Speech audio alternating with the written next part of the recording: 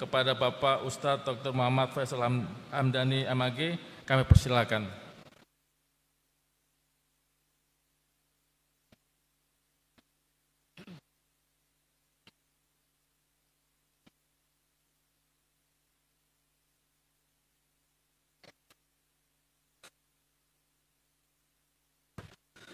Bismillahirrahmanirrahim. Assalamualaikum warahmatullahi wabarakatuh.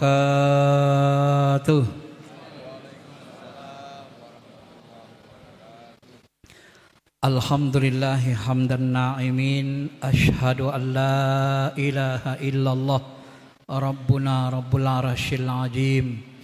Wa ashhadu anna Muhammadar Rasulullah Sayyiduna Sayyidil Mursalin. Allahumma salli ala habibina syafi'ina Muhammadin wa ala alihi wa sahbihi ajma'in, amma ba'd. Ma'asyiral muslimin, Bapak Ibu jemaah yang dirahmati Allah Subhanahu wa taala. Salah satu perjuangan hidup kita adalah perjuangan mensucikan diri, mensucikan kolbu.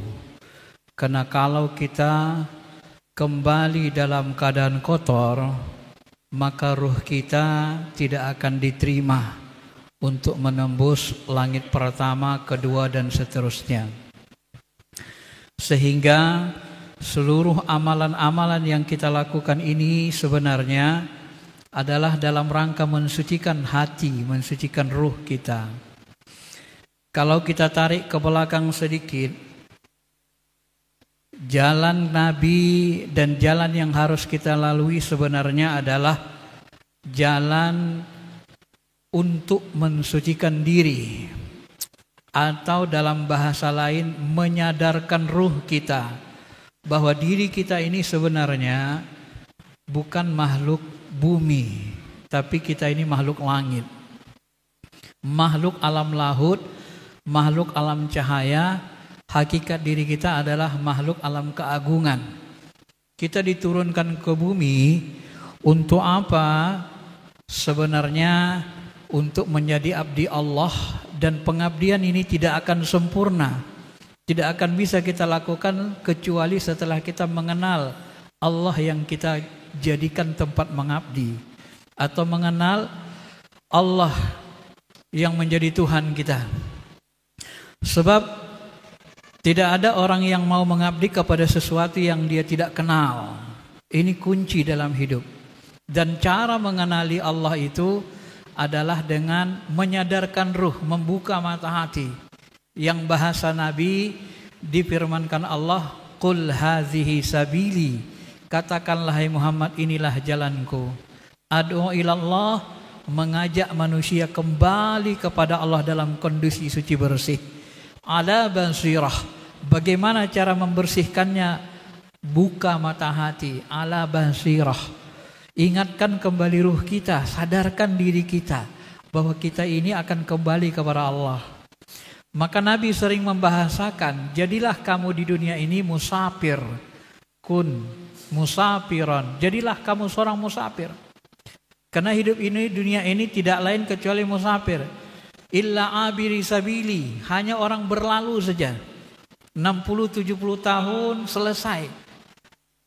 Jarang orang yang sampai umurnya 100 tahun, Bapak Ibu yang dirahmati Allah. Maka dari itulah kalau kita tidak menyadarkan diri kita, maka kita nanti akan tenggelam. Itulah sebabnya Nabi SAW diutus untuk menyadarkan ruh kita, ya, membuka mata hati, menyadarkan dengan mensucikan diri. Salat yang kita lakukan mensucikan diri. Zakat yang kita bahas ini pun itu diperintahkan dalam rangka mensucikan diri. Khudz min amwalihim shadaqatan tutahhiruhum wa tuzakkihim biha. Ambil harta dari mereka yang berhak, yang wajib mengeluarkan zakat, ya Rasulullah, ya Muhammad, shadaqatan, sebagai sedekah. Tutahhiruhum, untuk apa diambil harta itu? Untuk mensucikan mereka. Wa tuzakkihim, Jadi untuk membersihkan tohir, toharoh, dan untuk zakat, mensucikan supaya bersih rohani kita, bersih kalbu kita. Ini salah satu fungsi yang terpenting dari zakat. Ya. Ma'asyiral muslimin, Bapak Ibu jemaah yang dirahmati Allah Subhanahu wa taala. Maka dari itulah dalam hadis yang panjang juga Nabi mengatakan bahwa sesungguhnya pama yabrahul bala bil abdi hatta yatrakahu yamshi al ardi ma alaihi khati'ah. Ujung hadis itu begitu. Nabi SAW mengatakan semua kita ini akan diuji terus menerus sampai nanti kita bersih suci, berjalan di muka bumi gak punya dosa. Maka kita sholat 5 waktu, mensucikan diri seperti mandi 5 kali. Puasa ini juga membersihkan diri. Man shoma ramadhana imana wahtisaban ghufira lahu ma taqaddama min dzambi, dihapuskan dosa-dosa kita, disucikan qalbu kita. Ya, haji juga kalau kita dapat haji mabrur itu mensucikan diri. Seperti kharajat mim batni ummihi, seperti kita keluar dari rahim ibu kita, suci balik. Begitu juga dengan zakat, tutahhiruhum, supaya bersih, supaya suci. Ya. Kenapa? Karena diri kita ini selalu kotor dan dikotori. Di tingkat Nabi SAW, Sayyidul Anbiya itu mensucikan diri dengan tobat istighfar 100 kali dalam sehari semalam. Itu tingkat Sayyidul Anbiya yang kita sudah tahu kebersihan dada beliau dibelah, disucikan, dibersihkan. Nah, bagaimana dengan kita? Maka sebenarnya kita harus lebih serius lagi mensucikan diri kita. Ma'asyiral muslimin, Bapak Ibu yang dirahmati Allah Subhanahu wa taala. Kalau nanti diri kita tidak bersih, tidak suci, maka langit tidak akan menerima kita. Saya sering membacakan ayat ini yang dikutip penjelasannya dari kitab Ruh Ibnu Qayyim dalam hadis yang makbul, yang hasan atau sahih. Ketika kita meninggal dunia, ruh kita dibawa malaikat. Dibawa malaikat naik ke langit pertama, lalu malaikat itu mengatakan, "Hai malaikat penjaga pintu langit pertama, bukakan pintunya. Siapa yang bersamamu? Fulan bin Fulan." Lalu malaikat penjaga langit pintu pertama mengatakan, "Aku tidak mendapat izin membukakan pintu bagi ruh Fulan bin Fulan." Kenapa begitu? Karena ruh ini ruh yang kotor, ruh yang bau, ruh yang tidak suci.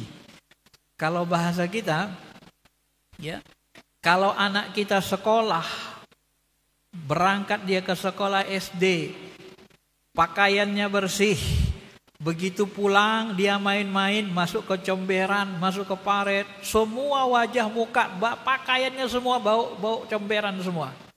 Ya. Begitu dia bau comberan, becek, basah, mau masuk ke rumah, apakah kita kasih? Tidak bisa. Cuci dulu bersih, nanti rumah ini kotor, rumah ini bersih.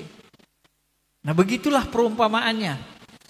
Jadi maka perbuatan dosa disebut dengan perbuatan jalim. Jalim itu berasal dari kata zolama. Zolama itu artinya gelap, kotor. Zulumatil kegelapan bumi. Zulumatil lil, gelapnya malam. Maka orang-orang yang kotor, tidak suci, itu ruhaninya gelap, bau. Itulah yang hadir mau menghadap Allah ketika mati. Maka ditolak. Setelah Nabi menceritakan ruh ini dibawa oleh malaikat, lalu Nabi mengatakan, membacakan ayat. Inilah yang dimaksud dengan ayat Allah. Innalladzina kadzdzabu biayatina wastakbaru anha la tufattahu lahum abwabus sama wa la yadkhulunal jannah hatta yalijul jamalu fi sammil khiyat. Sesungguhnya orang-orang yang mendustakan ayat kami, menyombongkan diri darinya, tidak kami bukakan pintu langit bagi dirinya. Itulah maksud ayat ini. Kata Nabi SAW. Maka kita tidak diterima. Maka kita dulu hadir ke bumi dalam kondisi bersih suci. Ketika ruh kita disambungkan ke jasmani, wa nafsi wa masawaha, diberi dia syahwat, diberikan dia hawa nafsu, bisa dipakainya bola mata kita melihat, telinga mendengar, mulut berbicara, kaki berjalan, dia lupa. Kenapa? Karena dilihatnya alam semesta ini dengan hawa nafsunya, dia lupa bahwa dia adalah makhluk alam lahut. Dia lupa bahwa di bumi dia musafir. Maka ruh kita ini harus dibersihkan, diingatkan terus, mengingatkannya, dibuka matanya, dibuat dia melek. Bagaimana supaya melek? Dibersihkan. Bagaimana bersihkannya? Beramal yang banyak. Semua amalan fardu, amalan sunnah dalam rangka membersihkan ruh, bersihkan hati. Bagaimana cara mengamalkan amalan supaya bersih?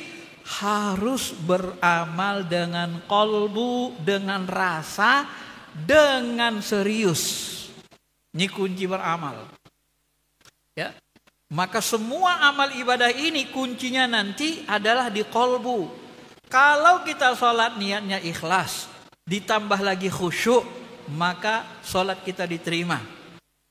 Kalau niatnya qalbunya kotor, niatnya tidak ikhlas, kemudian tidak khusyuk, sholat tidak diterima. Ya, bahagian-bahagian khusyuk itu saja yang sampai ke Allah.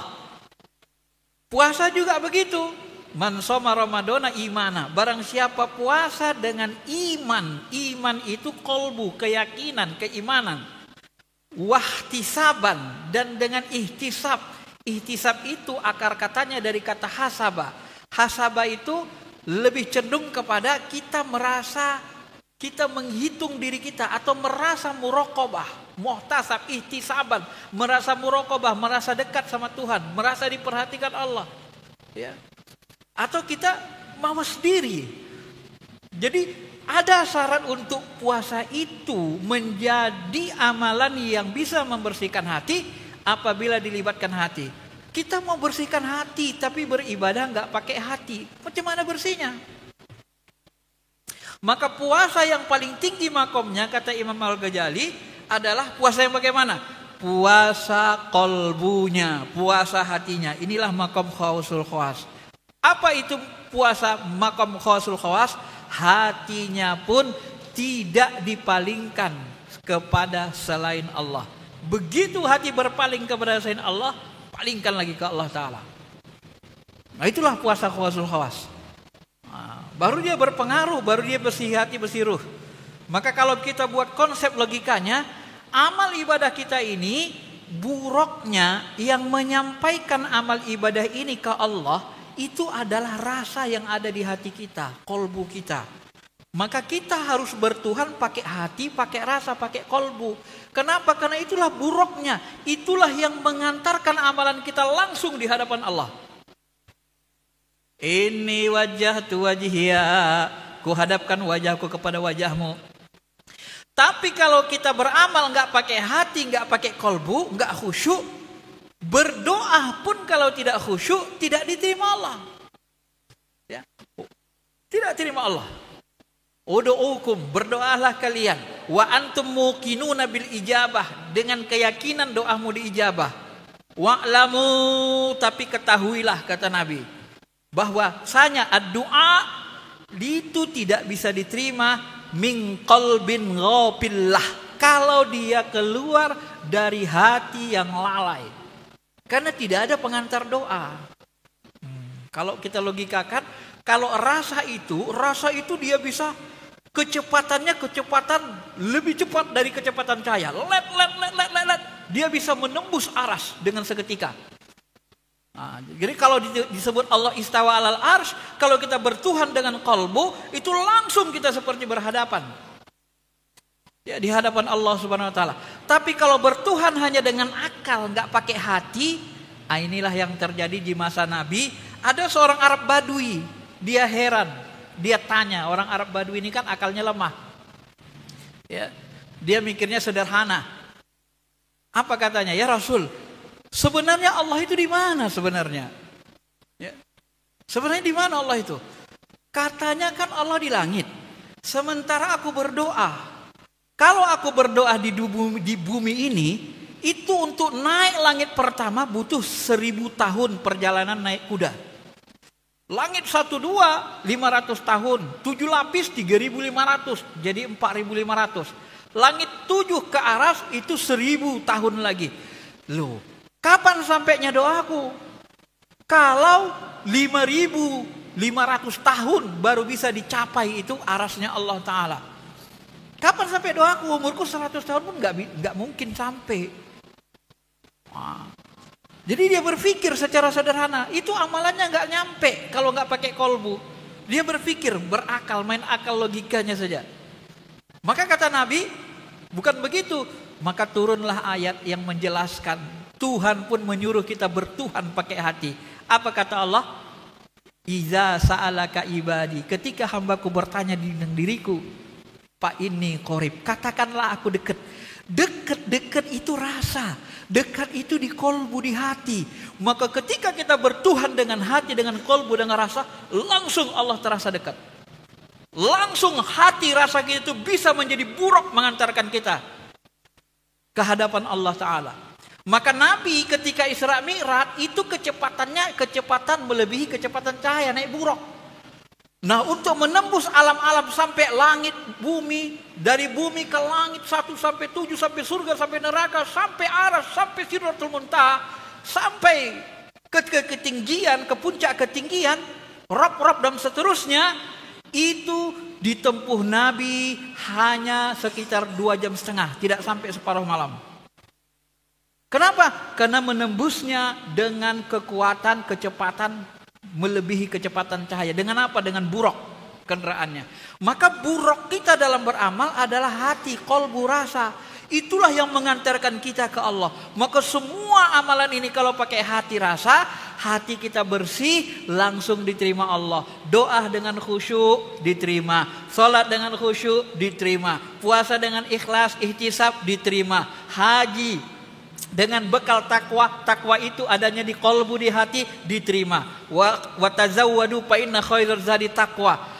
Zakat, sedekah ini juga kalau dilakukan dengan hati, tidak menyakiti si penerima, maka langsung diterima Allah. Langsung Allah yang terima zakat kita itu, ma'asyiral muslimin. Kalau kita melakukannya dengan hati, dengan ikhlas. Begitulah kuncinya. Sehingga nanti semua amalan ini dalam rangka membersihkan kolbu kita. Sampai kepada zakat, bersih kolbu kita. Maka pulanglah kita nanti dalam kondisi suci, bersih. Dan ruh kita diterima. Di langit pertama wangi. Dibukakan malaikat pintu langit pertama. Langit kedua wangi. Gempar itu malaikat. Ini ruh siapa? Sangat wangi luar biasa. Ini suruh siapa yang hadir? Ternyata ruh kita, ruh orang beriman yang suci, bersih, kembali kepada Allah. Ya. Maka baru dibawa turun setelah jumpa dengan Allah, baru dibawa turun oleh malaikat untuk menjawab pertanyaan mungkar dan nangkir. Ini hadis sahih atau paling tidak hadis makbul. Bisa dilihat nanti di kitab Ruh Ibnu Qayyim dan di kitab-kitab buku tafsir ketika menafsirkan ayat Al-Quran yang kita bacakan tadi, Al-A'raf ayat 40. Itulah akhir dari perjalanan hidup kita. Maka dari itu mari sama-sama, baik kita sholat, puasa, zakat yang kita lakukan ini, gunakan kolbu kita dengan ikhlas. Insya Allah semuanya akan diterima Allah dan semuanya akan membersihkan kolbu kita. Terima kasih. Assalamualaikum warahmatullahi wabarakatuh.